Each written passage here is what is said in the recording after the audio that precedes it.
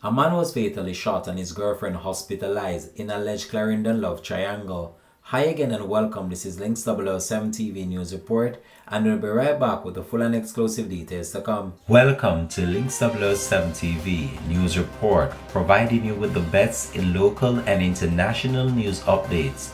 This is a place where you can get the most reliable and informative news information. Links 007 TV News Report. Welcome back and thanks for joining us. This is Links 007 TV News Report. A 31-year-old man was shot and succumbed to his injuries and his girlfriend hospitalized in an alleged love triangle in Sandy Bay, Clarendon on Sunday.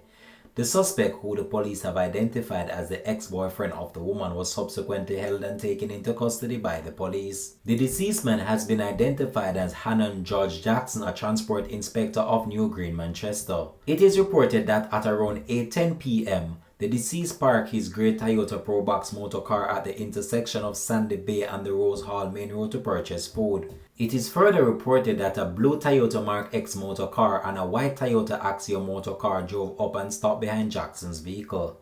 A man exited the Axio with a handgun in his hand and fired several shots, hitting Jackson and his girlfriend. Jackson reportedly received gunshot wounds to his upper part of his body and succumbed to his injuries. The woman also reportedly received gunshot wounds to her upper body and was taken to hospital, where she was admitted in serious but stable condition.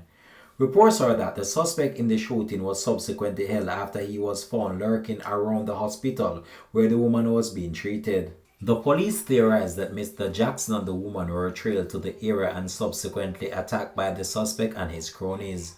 The investigations are ongoing. Links 007 TV will continue to track this story and have more details to come on this in a later newscast. This has been Links 007 TV News Report. Thanks for watching.